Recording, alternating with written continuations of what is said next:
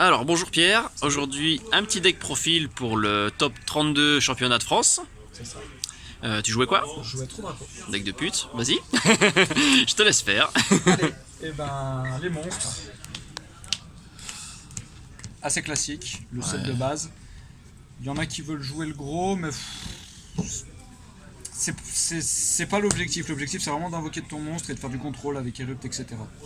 D'accord. Après j'ai pas croisé de Mirror TD et je l'aurais peut-être manqué à ce moment-là, mais je pense que le set de base c'est comme ça qu'il faut le jouer. Magie, carte de gogol. Genre, y a rien d'autre à dire en fait. Genre, t'invoques un trou Draco, tu fais ça. S'il fait H, t'es quand même en +1 parce que t'as l'effet trou Draco. Voilà. Alors, Staple, les 3 disciples et les 3 héritages, classiques. Les 3 diagrammes classiques. Et les 2 terraforming parce que tu le diagramme dans ta main dès le début. Parce que ça te protège en battle contre les trous Draco, ça te permet de recycler, ça te permet de piocher, ça te permet de détruire, ça fait tout. Elle fait tout seul cette carte. Voilà. Sinon tu joues toi des fois pendant ton Ben, match? pas trop en fait. La réflexion elle s'est faite sur les pots.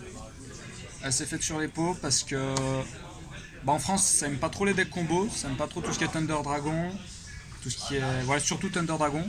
Donc je me suis permis de jouer 3 pots de dualité. Parce que contre Thunder Dragon c'est vraiment une carte morte.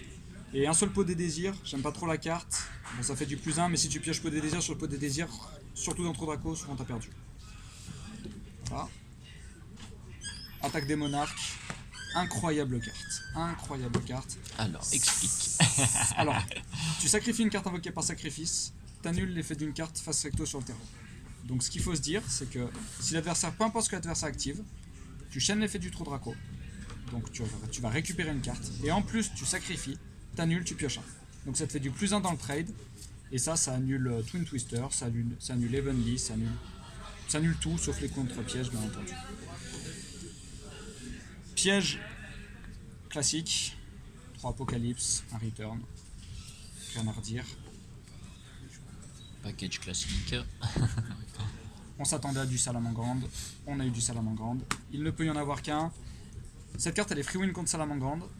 Il suffit juste de laisser ton board vide, tu fais il ne peut y en avoir qu'un, sous Phalanx par exemple, et tu prends des coups de 500 et t'attends. Et puis au bout d'un moment, t'as du +4 sur l'adversaire, t'invoques tes 3 trous Draco, tu tapes à 8000 et t'as gagné. C'est pas trop difficile, ça va? C'est assez simple. Une autre carte très intelligente.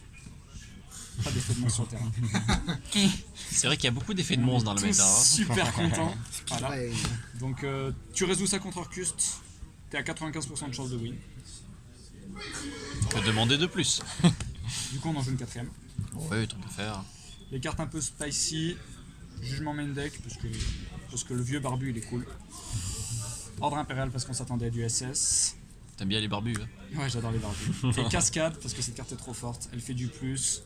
C'est de la même façon que si on cible un trou Draco avec Veiler, tu chaînes cascade, t'as l'effet qui résout, tu pioches 2. Ça dodge Evenly, ça te fait piocher, c'est monstrueux. On fait la blague, il n'y a pas d'extra? Ouais, il n'y a pas d'extra. Super. Ah, pas d'extra, t'es sûr? Non, pas d'extra.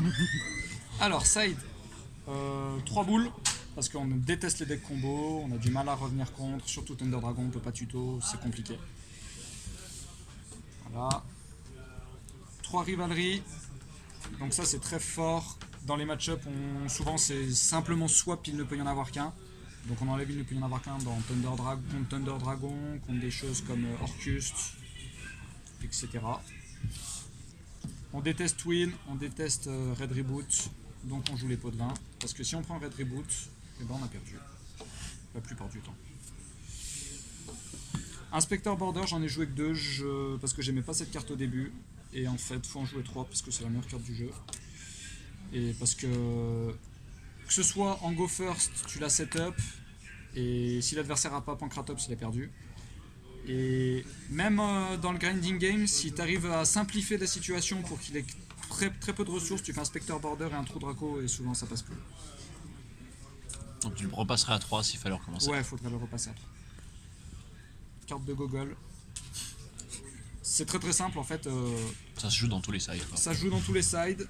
Genre les 4 premières rounds, ça m'a fait mes 4 premières rounds. Et plus j'avançais, moins c'était fort parce que les gens savent jouer autour. C'est pas compliqué. Hein, voilà. En top, c'était naze parce que parce que Salamangreande, ça overextend pas si ça n'a pas la contre, etc.